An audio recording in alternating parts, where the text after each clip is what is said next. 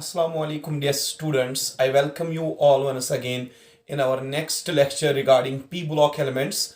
And in this lecture, आज हम पढ़ने जा रहे हैं anomalous behavior of nitrogen.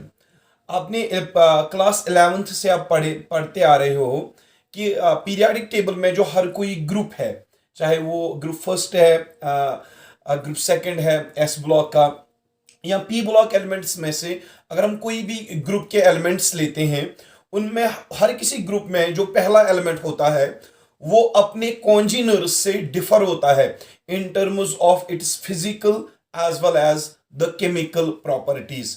तो वो पहले एलिमेंट का एक ग्रुप में डिफर होना from the rest of the members of the group, वो प्रॉपर्टी उस एलिमेंट की वो कहलाती है एनोमैलस बिहेवियर।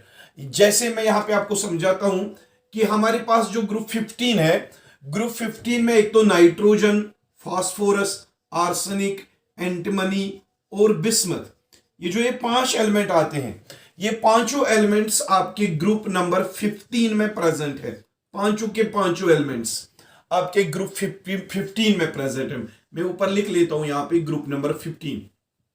तो ग्रुप नंबर 15 में एक तो नाइट्रोजन है, फास्फोरस है, आर्सेनिक है, एंटीमनी है और बिस्मथ है। हमने स्टार्टिंग में जब इस ग्रुप की इलेक्ट्रॉनिक कॉन्फ़िगरेशन पढ़वाई थी, उस इलेक्ट्रॉनिक कॉन्फ़िगरेशन वाले लेक्चर में हमने पढ़ा था नाइट्रोजन फैमिली के सारे एलिमेंट्स की आउटर इलेक्ट्रॉनिक कॉन्फ़िगरेशन जो है दैट इज NS2NP3, यानी कि नाइट्रोजन फैमिली के जितने भी मेंबर्स है, पी सबशेल में उनके 3 इलेक्ट्रॉन्स होते हैं और वैलेंस एस सबशेल के 2 इलेक्ट्रॉन्स होते हैं, और टोटल इनके पास 3 + 2 दैट इज 5 वैलेंस इलेक्ट्रॉन होते हैं। नाइट्रोजन के भी 5 वैलेंस इलेक्ट्रॉन है, फास्फोरस के भी, आर्सेनिक के भी, एंटीमनी और बिस्मथ के भी, यानी कि सारे एलिमेंट्स की आउटर इलेक्ट्रॉनिक कॉन्फ़िगरेशन सेम है, दैट इज NS2NP3। कहने का मतलब ये है कि ये जितने भी एलिमेंट्स इस ग्रुप में है, सेम इलेक्ट्रॉनिक कॉन्फ़िगरेशन होने की वजह से हम एक्सपेक्ट कर रहे हैं इन सारे एलिमेंट्स की फिजिकल एंड केमिकल प्रॉपर्टीज भी सेम होगी। लेकिन जब हम देखते हैं फास्फोरस, आर्सेनिक, एंटीमनी और बिस्मथ, ये 4 एलिमेंट्स सारे फिजिकल और chemical properties usually same show करते हैं, इनकी सिमिलर फिजिकल और केमिकल प्रॉपर्टीज होती है। लेकिन जो नाइट्रोजन है, फर्स्ट एलिमेंट इस ग्रुप का, नाइट्रोजन डिफर होता है, ये डिफर होता है both in its chemical and physical properties. Nitrogen differ होता है both in physical properties as well as in chemical properties में, ये डिफरेंस शो करता है from that of its congeners. इसके कॉन्जिनर्स जो है, कॉन्जिनर्स में कौन कौन आता है? फास्फोरस, आर्सेनिक, एंटीमनी और बिस्मथ, ये चारों नाइट्रोजन के कॉन्जिनर्स है। लेकिन ये चारों सारे प्रॉपर्टीज क्या करते हैं? सेम प्रॉपर्टी शो करते हैं। लेकिन जो नाइट्रोजन है, पहला मेंबर इस ग्रुप का, वो डिफर होता है बाकी एलिमेंट से जो इसके सेम ग्रुप में प्रेजेंट है। यही जो नाइट्रोजन है, first element of this family, it differs in its chemical and physical properties than the rest of the members of the same group। इस नाइट्रोजन का जो ये different physical chemical properties show करता है देन इट्स कॉन्जिनर्स। इस property का नाम रखा गया एनोमैलस बिहेवियर। जब कोई element rest of the element से डिफर हो, हम कहते हैं कि वो एलिमेंट जो है वो एनोमैलस बिहेवियर शो करता है। तो यहां पे जो एनोमैलस बिहेवियर शो करता है वो कौन सा एलिमेंट शो करता है बेटा? नाइट्रोजन। अब हम काज बताते हैं कि नाइट्रोजन क्यों एनोमैलस बिहेवियर शो करता है, नाइट्रोजन क्यों different physical properties, different chemical properties show करता है then that of its congeners. हम उसका काज देते हैं। So I will write down the cause for the anomalous behaviour या कॉज ऑफ एनोमैलस बिहेवियर। क्यों नाइट्रोजन अलग फिजिकल प्रॉपर्टी शो करता है या क्यों ये एक अलग केमिकल प्रॉपर्टी शो करता है, इसके पीछे रीजन क्या है? सो वही रीजन या कॉज ऑफ एनोमैलस बिहेवियर में आपको समझाता हूं।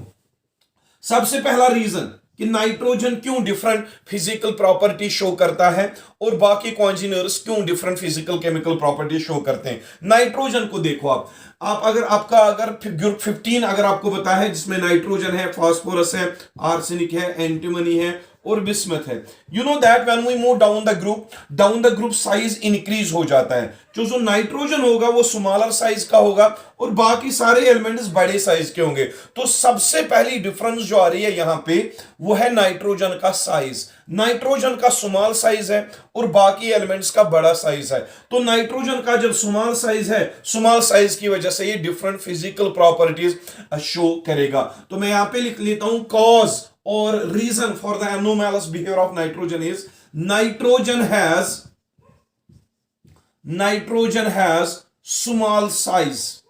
small size than its congeners। ये पहला रीजन है कि नाइट्रोजन क्यों डिफर होता है in its from that of its congeners in its physical and chemical properties. So आप पहला पॉइंट यहां पे याद रखोगे कि नाइट्रोजन डिफर होता है अपने कॉन्जिनर से बिकॉज इसका साइज छोटा होता है।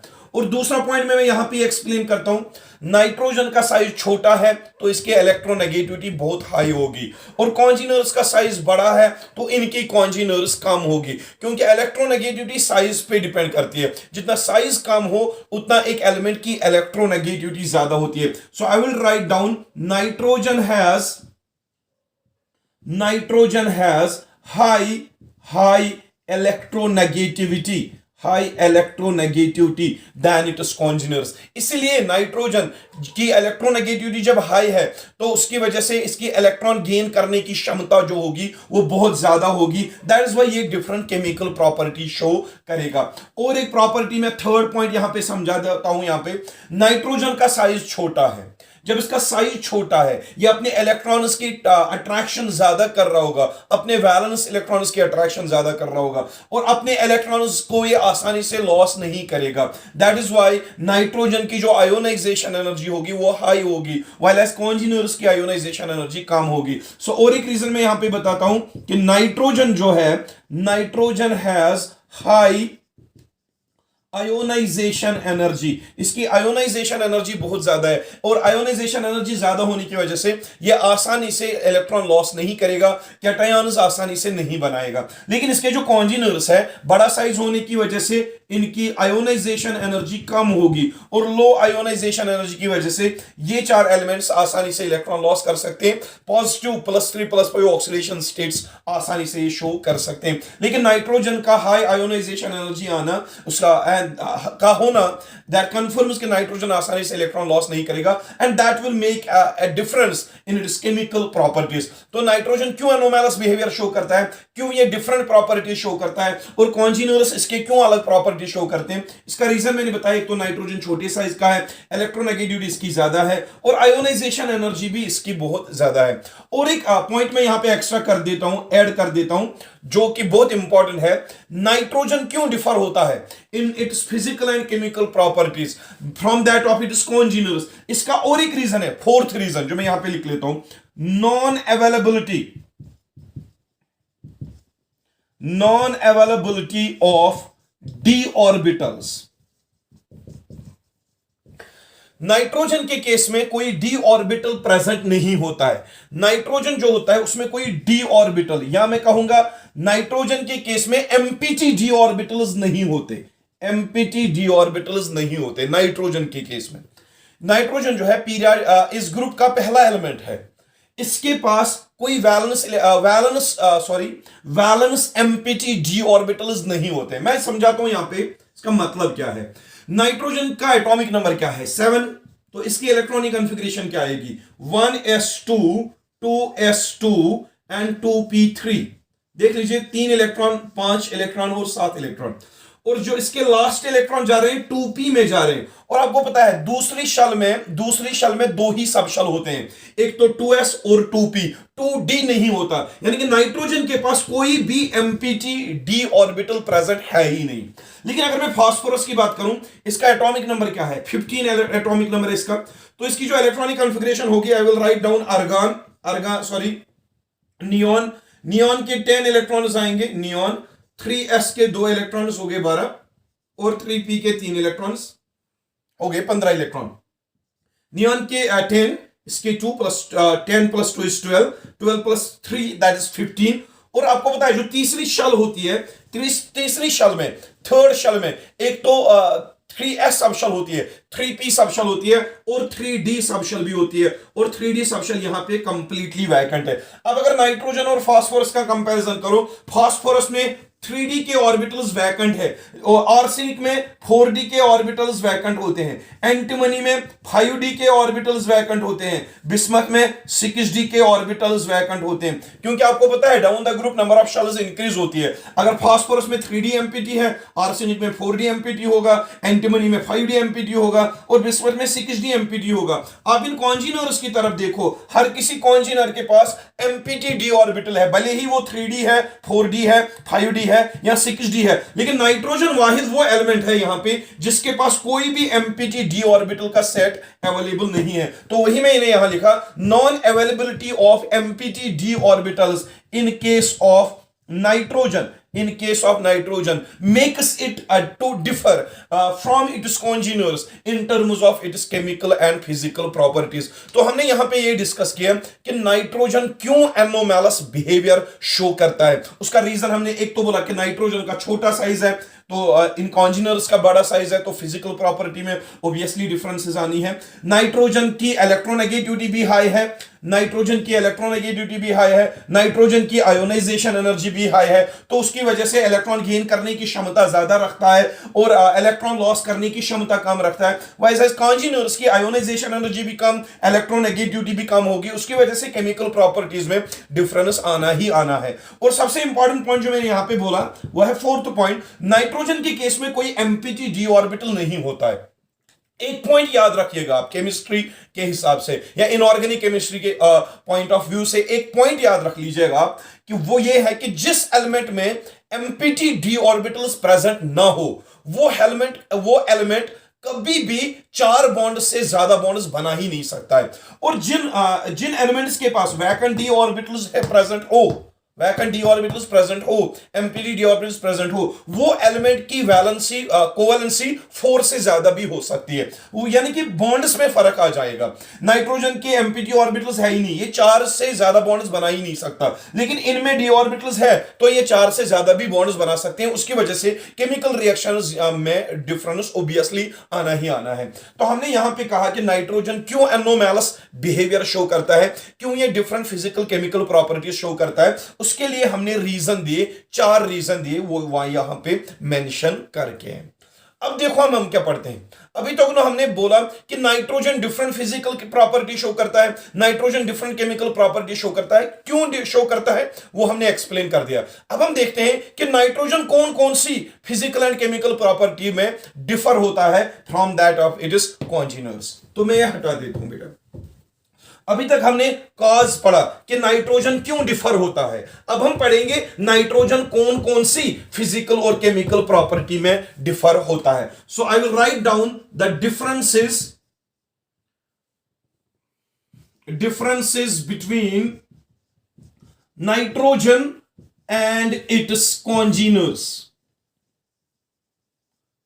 जब भी मैं कॉन्जिनर्स ऑफ नाइट्रोजन की बात करूं उसमें एक तो फास्फोरस आएगा, आर्सेनिक आएगा, एंटीमनी आएगा और बिस्मथ आएगा। हम देखते हैं नाइट्रोजन और इसके कॉन्जिनर्स के बीच में कौन कौन से डिफरेंसेस है in terms of physical and chemical property. सबसे पहला पॉइंट मैं यहां पे लिखता हूं, नाइट्रोजन जो है, nitrogen is the only element in group 15 which is gaseous at room temperature, जो रूम टेम्परेचर पे गैसवस फॉर्म में एग्जिस्ट होता है। while as जो कॉन्जिनर्स है, कॉन्जिनर्स ऑफ नाइट्रोजन जिसमें आता है फास्फोरस, आर्सेनिक, एंटीमनी और बिस्मथ, ये सारे होते हैं solids at room temperature. Simple सा रीजन है क्योंकि नाइट्रोजन छोटे साइज का होगा, इसका सरफेस एरिया कम होगा और वान डेर वाल्स अट्रैक्शन कम होगा, तो नाइट्रोजन के मॉलिक्यूल्स दूर दूर ही रहेंगे, तो गैसोस फॉर्म में एग्जिस्ट होगा। लेकिन कॉन्जिनर्स, नाइट्रोजन के कॉन्जिनर्स का साइज बड़ा होता है और साइज बड़ा होगा तो सरफेस एरिया ज्यादा होगा, सरफेस एरिया ज्यादा होगा तो वान डेर वाल्स अट्रैक्शन का मैग्नीट्यूड ज्यादा होगा और फास्फोरस, आर्सेनिक, एंटीमनी और बिस्मथ के मॉलिक्यूल्स क्लोज आ जाएंगे और अट्रैक्शन ज्यादा होगी तो उनकी पैकिंग हो जाएगी और वो सॉलिड फॉर्म में रूम टेम्परेचर पे एग्जिस्ट करेंगे। ये यहां पे पहली डिफरेंस आ रही है बिटवीन नाइट्रोजन एंड इट्स कॉन्जीनर्स। तो सेकंड पॉइंट हम डिस्कस करते हैं, सेकंड प्रॉपर्टी जहां पे नाइट्रोजन डिफर होता है फ्रॉम दैट ऑफ इट्स कॉन्जीनर्स, वो प्रॉपर्टी ये है। देख लीजिए, नाइट्रोजन जो है ये नाइट्रोजन के साथ लिंक होता है और बनाता है एन ट्रिपल बॉन्ड एन, यानी कि N2 molecule, di atomic molecule, homo di atomic molecule बनाता है, होमो डाई एटॉमिक मॉलिक्यूल बनाता है। नाइट्रोजन जब भी नाइट्रोजन के साथ लिंक होता है ये हमेशा आपस में ट्रिपल बॉन्ड बनाते हैं और हमेशा जो नाइट्रोजन है नाइट्रोजन के साथ कंबाइन होके होमो डाई एटॉमिक मॉलिक्यूल बनाता है जिसमें नाइट्रोजन और नाइट्रोजन की ट्रिपल बॉन्ड होती है।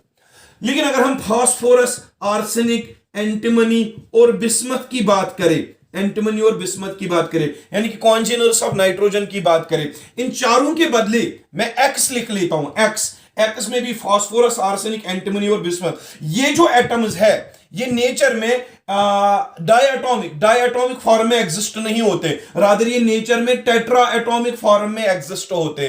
ये एक्स कौन है यहां पे? फास्फोरस, आर्सेनिक, एंटीमनी और बिस्मथ। तो समझो एक्स मैंने यहां पे ले लिया, ये और एक्स है, ये और एक्स है, तो ये और एक एक्स है। फास्फोरस फास्फोरस फास्फोरस फास्फोरस या आर्सेनिक, एंटीमनी, बिस्मथ कोई भी ले सकते हो आप एक्स के बदले। तो ये आपस में लिंक हो जाते हैं बाय सिंगल बॉन्ड्स और बनाते हैं क्या? होमो टेट्रा एटॉमिक मॉलिक्यूल्स, होमो टेट्रा एटॉमिक मॉलिक्यूल्स ये बनाते हैं। That means there is one more difference between nitrogen and its congeners, वो है कि नाइट्रोजन जो है आपस में लिंक होके N2 बनाता है, होमो डायटोमिक मॉलिक्यूल बनाता है जिसमें नाइट्रोजन और नाइट्रोजन लिंक होते हैं बाय ट्रिपल बॉन्ड। लेकिन फास्फोरस, आर्सेनिक, एंटीमनी और बिस्मथ जो है वो आपस में जब भी लिंक होते हैं चार एटम्स लिंक होते हैं और बनाते हैं होमो टेट्रा एटॉमिक मॉलिक्यूल्स जिसमें ये एटम्स आपस में लिंक होते हैं by single bond, not by triple bond. Once again molecules में भी इनका डिफरेंस आ रहा है। तो समझने का कहने का मतलब ये है कि नाइट्रोजन ज्यादा कैटिनेशन शो नहीं करता, यानी कि जब भी ये नाइट्रोजन के साथ लिंक होता है, खाली एक नाइट्रोजन के साथ लिंक होता है, स्मॉल साइज की वजह से ज्यादा कैटिनेशन शो नहीं करता, इसकी सेल्फ लिंकिंग एबिलिटी बहुत कम है। लेकिन इन कॉन्जीनर्स का साइज बड़ा होने की वजह से इनकी सेल्फ लिंकिंग एबिलिटी बढ़ जाती है, तभी ये बड़े बड़े होमो टेट्रा एटॉमिक मॉलिक्यूल्स आपस में बनाते हैं। तो ये तो आ गई दूसरी difference between nitrogen and its congeners. Third point हम ले लेते हैं। थर्ड पॉइंट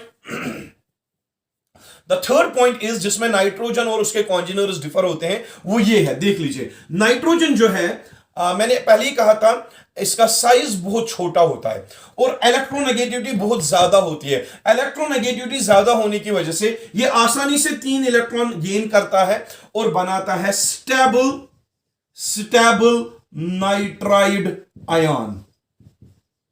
नाइट्रोजन जो है छोटा साइज होने की वजह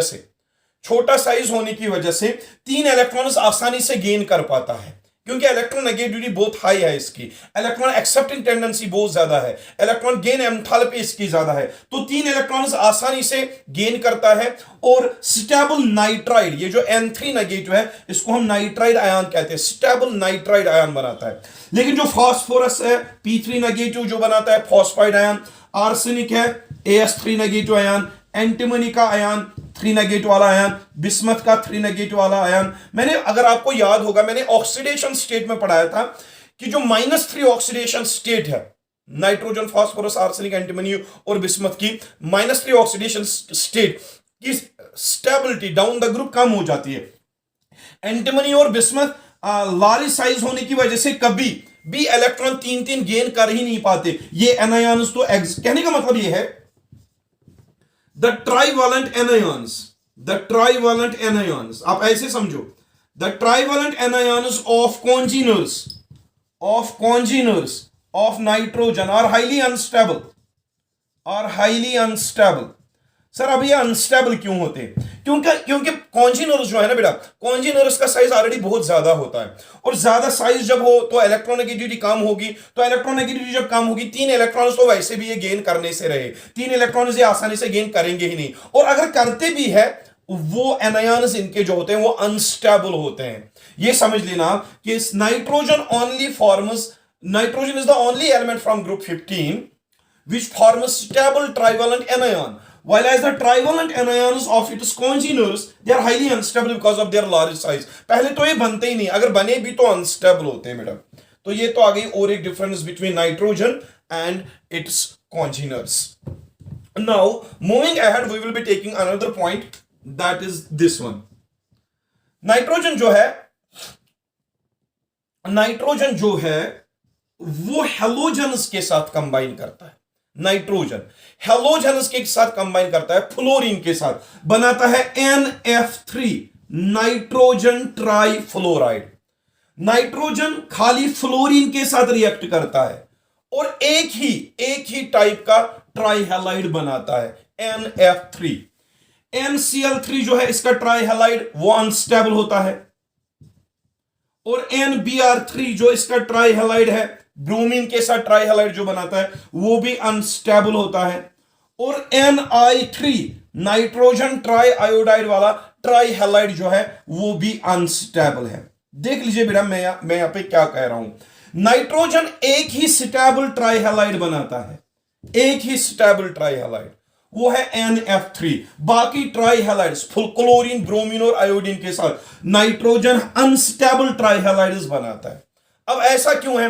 नाइट्रोजन का साइज छोटा है, क्लोरीन का बड़ा है, ब्रोमीन का भी बड़ा है, आयोडीन का भी बड़ा है. तो नाइट्रोजन अगर क्लोरीन, ब्रोमीन और आयोडीन के साथ कंबाइन आता है तो वहां पे साइज डिफरेंस आने की वजह से स्टीरिक हिंड्रेंस ज्यादा हो जाता है और वहां पे मॉलिक्यूल्स की अनस्टेबिलिटी होती है.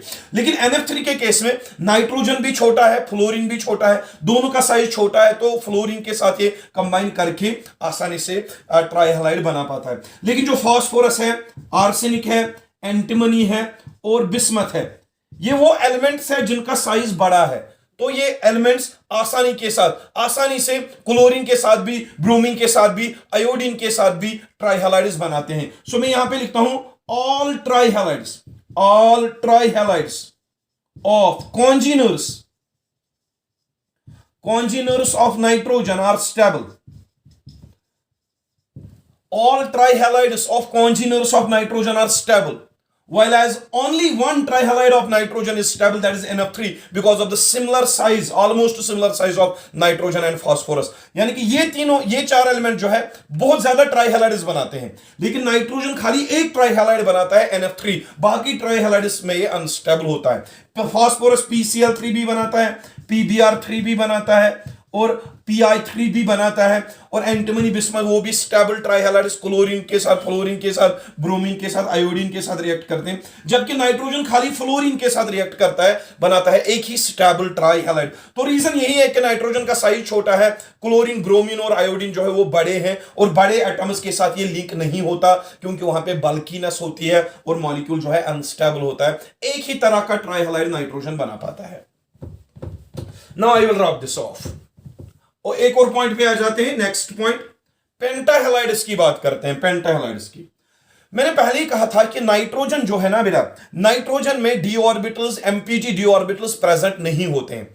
जब नाइट्रोजन में एमपीटी डी ऑर्बिटल्स है ही नहीं तो उसकी वजह से नाइट्रोजन कभी 5 बॉन्ड्स बनाता ही नहीं है. तो यहां पे मैं लिखूंगा नाइट्रोजन डज नॉट फॉर्म पेंटाहैलाइड्स.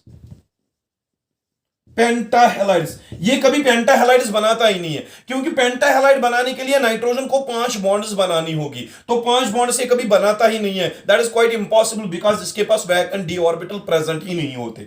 लेकिन जो फास्फोरस है, आर्सेनिक है, एंटीमनी है और बिस्मथ है, वो पेंटाहैलाइड्स आसानी से बनाते हैं. जैसे फास्फोरस बनाता है PCl5, या फास्फोरस बनाता है PBr5, या फास्फोरस के बाद आता है आर्सेनिक बनाता है AsCl5.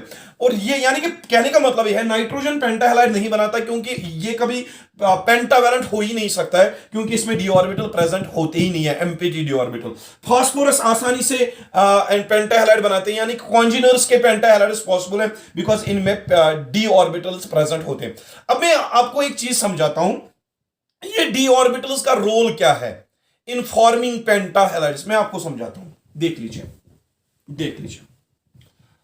फास्फोरस कैसे पेंटाहैलाइड बनाता है with the help of D orbitals, वो मैं आपको समझाता हूं. ये फास्फोरस है, इसका एटॉमिक नंबर है 15. इलेक्ट्रॉनिक कॉन्फ़िगरेशन में पहले मैं नियॉन लिख दूंगा, नियॉन 3s2 3p3। देख लीजिए बेटा, नियॉन के आएंगे 10 electrons, 10 plus 2 is 12, 12 plus 3 that is 15, 15 इसका एटॉमिक नंबर है। लेकिन यहां पे लास्ट इलेक्ट्रॉन कौन सी शेल में जा रहे हैं? थर्ड शेल में। थर्ड शेल में 3 सब शेल्स होते हैं, 3s, 3p और 3d, और लेकिन जो 3d है इसके पास वो एमपीटी है। ये है ground state electronic configuration of phosphorus. Ground state electronic configuration of phosphorus में आप देख सकते हो डी ऑर्बिटल में कोई इलेक्ट्रॉन है ही नहीं। जरा आप देखो यहां पे 3s में कितने इलेक्ट्रॉन्स है? 2, they will be having opposite spin. p orbital, 3p orbital, px, py, pz, इसमें कितने इलेक्ट्रॉन है? 3, एक इलेक्ट्रॉन इसमें रखो, एक इसमें रखो, एक इसमें रखो, we are applying Hund's rule here. और 3d ऑर्बिटल में कोई इलेक्ट्रॉन नहीं है। लेकिन आप जानते हो जो d ऑर्बिटल होते हैं वो 5 होते हैं, लेकिन पांचों d orbital x y dy z dz x dx square minus y square dz square, इनमें कोई इलेक्ट्रॉन है ही नहीं। जब इनमें कोई इलेक्ट्रॉन नहीं तभी मैंने लिखा 3d 0। अब देखो ग्राउंड स्टेट में फास्फोरस के पास कितने हाफ फील्ड ऑर्बिटल्स है? 1 2 3। तो वीबीटी थ्योरी के हिसाब अगर फास्फोरस के पास ग्राउंड स्टेट में 3 हाफ फील्ड ऑर्बिटल्स प्रेजेंट है तो ये खाली 3 बार म्यूचुअल शेयरिंग करेगा और बनाएगा PCl3। फास्फोरस 3 क्लोरीन के साथ 3 इलेक्ट्रॉन शेयर करेगा और बनाएगा PCl3। यानी कि PCl3 बनता है क्योंकि फास्फोरस में 3 हाफ फील्ड ऑर्बिटल्स प्रेजेंट है। लेकिन PCl5 कैसे बनता है? In first excited state phosphorus जो है, अगर आप इसको फर्स्ट एक्साइटेड स्टेट में लोगे, फर्स्ट एक्साइटेड स्टेट में क्या होगा? 3s से एक इलेक्ट्रॉन 3d में प्रमोट हो जाएगा, 3s ऑर्बिटल से एक इलेक्ट्रॉन 3d में प्रमोट हो जाएगा, और जो नई इलेक्ट्रॉनिक कॉन्फ़िगरेशन आएगी that will be called as excited state electronic configuration. क्या आएगा? नियॉन के 10 इलेक्ट्रॉन, 3s में एक इलेक्ट्रॉन रहेगा, 3s का एक इलेक्ट्रॉन, और 3d में रहेंगे 3 इलेक्ट्रॉन्स, और 3p में 3 इलेक्ट्रॉन्स, और 3d में आएगा एक इलेक्ट्रॉन। देख लो बेटा, अब जब 3s में एक इलेक्ट्रॉन रहेगा, 3p के 3 इलेक्ट्रॉन्स आएंगे, 3p के 3 इलेक्ट्रॉन्स आएंगे, और 3d में भी एक इलेक्ट्रॉन आ रहा है, 3d में भी एक इलेक्ट्रॉन आ रहा है। अब आप फर्स्ट एक्साइटेड स्टेट में देखो, फर्स्ट एक्साइटेड स्टेट में क्या हुआ? 3s का एक इलेक्ट्रॉन 3d में जा रहा है, तो अब कितने हाफ फील्ड है? 1 2 3 4 5, 5 हाफ फील्ड, 1 2 3 4 5। तो फर्स्ट एक्साइटेड स्टेट में समझाता हूं यहां पे मैं, जब 3s का एक इलेक्ट्रॉन यहां जाएगा तो यहां पे अब एक ही इलेक्ट्रॉन रहेगा, और यहां से एक इलेक्ट्रॉन हट जाएगा और वो 3d में जाएगा, तो ये बन जाएगी आपकी फर्स्ट एक्साइटेड स्टेट। 3s का एक इलेक्ट्रॉन यहां गया, यहां का एक इलेक्ट्रॉन यहां गया, तो यहां पे कितने हाफ फील्ड और ऑर्बिटल आ रहे हैं? एक half field, 2 half field, 3 half field, 4 half field, 5 half field. First excited state में 5 हाफ फील्ड ऑर्बिटल्स आ रहे हैं, तो फर्स्ट एक्साइटेड स्टेट में जब 5 हाफ फील्ड ऑर्बिटल्स आ रहे हैं तो अब फास्फोरस पांचों के पांचों इलेक्ट्रॉन्स शेयर कर सकता है 5 क्लोरीन एटम्स के साथ, और तभी फर्स्ट एक्साइटेड स्टेट में फास्फोरस बना पाता है PCl5, वरना ये नहीं बनाता। अब ये PCl5 फास्फोरस बनाता कैसे है? जब 3s का एक इलेक्ट्रॉन 3d में प्रमोट हो जाता है। बेटा अगर आप ऐसे समझते, अगर 3d होता ही नहीं, क्या प्रमोशन ऑफ इलेक्ट्रॉन होती? नहीं होती। जब प्रमोशन नहीं होती तो यहां पे 3 ही हाफ फील्ड ऑर्बिटल रहते हैं, फिर फास्फोरस 3 से ज्यादा बॉन्ड्स कभी बनाता ही नहीं है। Same is what happens in case of nitrogen. अगर आप नाइट्रोजन देखोगे, नाइट्रोजन का इलेक्ट्रॉनिक कॉन्फ़िगरेशन क्या है? 1s2 2s2 2p3। अब देख लो 1s ऑर्बिटल कंप्लीटली फिल्ड है, ये तो वैसे इनर इलेक्ट्रॉन्स है, they will not participate in bond formation. 2s orbital में 2 इलेक्ट्रॉन है, और 2p ऑर्बिटल में कितने इलेक्ट्रॉन है? 3 इलेक्ट्रॉन है, 1 2 3, px py pz they are degenerate orbitals. अब लास्ट इलेक्ट्रॉन कौन सी शेल में जा रहा है? दूसरी शेल में जा रहा है, तो दूसरी शेल में 2 ही सब शेल होते हैं, 2s 2p, 2d तो है ही नहीं। जब 2d है ही नहीं, क्या यहां पे एक्साइटेशन ऑफ इलेक्ट्रॉन्स होगी? नहीं होगी। क्यों नहीं होगी? क्योंकि 2s का इलेक्ट्रॉन कहां जाएगा? यहां पे d ऑर्बिटल है ही नहीं। जब एक्साइटेशन पॉसिबल ही नहीं है तो टोटल आपके कितने हाफ फील्ड इलेक्ट्रॉन्स बच रहे हैं? 3, 1 2 3, That is why nitrogen usually forms only 3 bonds. NH3 ammonium 3 bonds बनाता है नाइट्रोजन.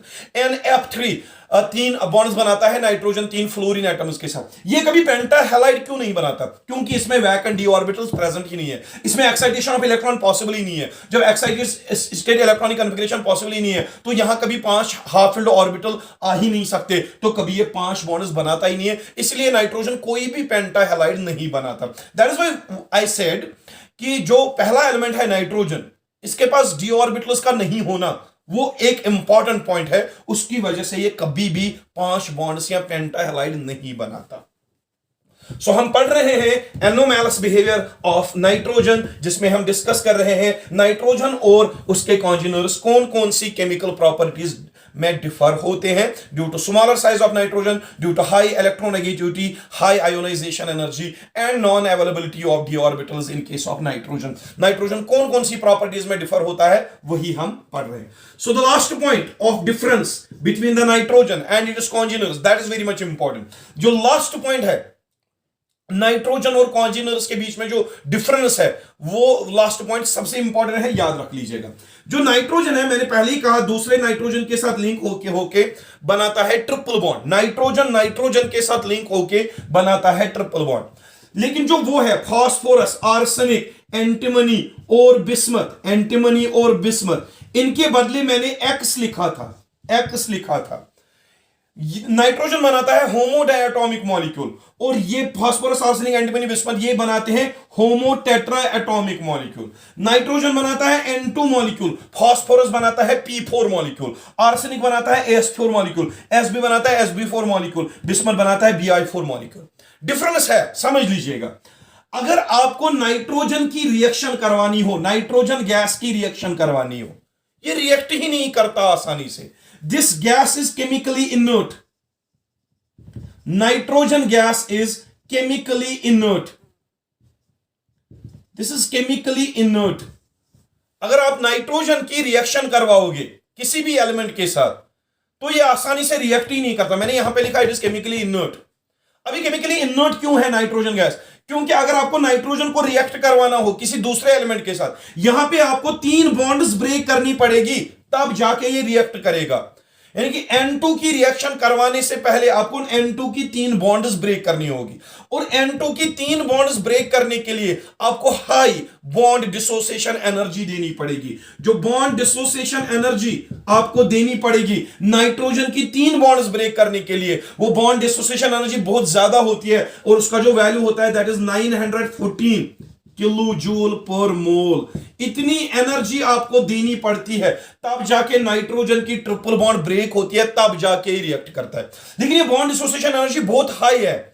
इस हाई एनर्जी, अगर हम नाइट्रोजन को इतनी एनर्जी नहीं देंगे तो ये रिएक्ट कभी भी नहीं करेगा. दैट इज व्हाई वी से nitrogen is chemically inert.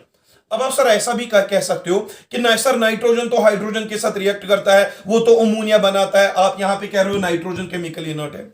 Nitrogen hydrogen के साथ रिएक्ट करता है but in presence of catalyst at high temperature, at high pressure, and तब जाके नाइट्रोजन रिएक्ट करता है. ऑर्डिनरी कंडीशन में कभी नाइट्रोजन रिएक्ट ही नहीं करता. तो कहने का मतलब है नाइट्रोजन जो है केमिकली इनर्ट है, स्टेबल कंपाउंड है. ये कभी चाहता ही नहीं है मैं रिएक्ट करूं क्योंकि 3 बॉन्ड्स है आपस में. अगर आपको इसकी रिएक्शन करवानी हो तो 3 बॉन्ड्स ब्रेक करने के लिए इतनी ज्यादा एनर्जी देनी पड़ेगी तब जाके नाइट्रोजन रिएक्ट करेगा. लेकिन ये जो है कॉन्जिनर्स ऑफ नाइट्रोजन, ये वाले element phosphorus, arsenic, antimony, bismuth, they are highly reactive elements. ये हाईली रिएक्टिव क्यों है या नाइट्रोजन से ज्यादा रिएक्टिव होते हैं? अभी नाइट्रोजन से ज्यादा रिएक्टिव क्यों होते हैं? क्योंकि इनके फास्फोरस के साथ ट्रिपल बॉन्ड नहीं बनाता, आर्सेनिक के साथ ट्रिपल बॉन्ड नहीं बनाता. ये जो X4 मॉलिक्यूल है, X एंड X4 मॉलिक्यूल में X एटम्स फास्फोरस के साथ खाली सिंगल बॉन्ड बनाता है. सिंगल बॉन्ड को ब्रेक करने के लिए एनर्जी बहुत कम लगती है. जो इनकी फास्फोरस, आर्सेनिक, एंटीमनी, बिस्मथ ये आपस में सिंगल बॉन्ड बनाते हैं. सिंगल बॉन्ड ब्रेक करने के लिए हमें ज्यादा एनर्जी नहीं चाहिए होती है, कम एनर्जी चाहिए होती है. जो बॉन्ड डिसोसिएशन एनर्जी होती है, bond dissociation energy in case of P4 molecule, S4 molecule, Sb4 molecule या Bi4 मॉलिक्यूल, वो bond dissociation energy less than 800 kilo joule पर मोल होती है। आप देखो N2 के केस में बॉन्ड डिसोसिएशन एनर्जी ज्यादा है, और फास्फोरस, आर्सेनिक, एंटीमनी और बिस्मथ की केस में बॉन्ड डिसोसिएशन एनर्जी बहुत कम है। तो हम इस बॉन्ड को आसानी से ब्रेक कर सकते हैं, तो ये हाईली रिएक्टिव हो सकते हैं। हाईली रिएक्टिव हो सकते हैं क्या? हाईली रिएक्टिव होते हैं, क्योंकि यहां पे बॉन्ड, एक बॉन्ड आसानी से हम ब्रेक कर सकते हैं, तो ये हाईली रिएक्टिव होते हैं। लेकिन N2 मॉलिक्यूल में ट्रिपल बॉन्ड होने की वजह से ज्यादा बॉन्ड डिसोसिएशन एनर्जी देनी पड़ती है, तब जाके रिएक्ट करता है। तो हम कहते हैं कि ये केमिकली इनर्ट है, लेकिन यहां पे एक बॉन्ड ब्रेक करनी पड़ती है खाली, उसकी वजह से हम कम एनर्जी देनी पड़ती है, तो ये हाईली रिएक्टिव सबस्टेंसेस होते हैं। तो ये था पूरा आपका लेक्चर, जो कि जिसमें हमने पढ़ा एनोमैलस बिहेवियर ऑफ नाइट्रोजन एलिमेंट जो है कैसे डिफर होता है फ्रॉम दैट ऑफ इट्स कॉन्जिनर्स, कौन कौन सी प्रॉपर्टी में डिफर होता है वो भी हमने पढ़ा, और क्यों डिफर होता है वो भी हमने पढ़ा। इसके बाद हम आते हैं नए लेक्चर पे, जो हम ऑब्वियसली नेक्स्ट वीडियो में हम अपलोड करेंगे, preparation, properties and uses of nitrogen gas, ammonia and nitric acid, वो हम नेक्स्ट लेक्चर्स में पढ़ेंगे। Till then take care of yourself and खुदा हाफिज।